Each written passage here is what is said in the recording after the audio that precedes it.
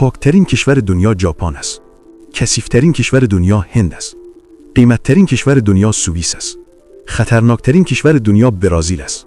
امن‌ترین کشور دنیا آیسلند است. صلح آمیزترین کشور دنیا نروژ است. جشن دوستترین کشور دنیا اسپانیا است. رمانتیکترین کشور دنیا فرانسه است. سردترین کشور دنیا روسیه است. گرمترین کشور دنیا کویت است. ثروتمندترین کشور دنیا قطر است. فقیرترین کشور دنیا سودان جنوبی است. پربازدیدترین کشور دنیا فرانسه است. گوشه‌نشین‌ترین کشور دنیا آیسلند است. پرجمعیت‌ترین کشور دنیا هند است. کوچکترین کشور دنیا واتیکان است.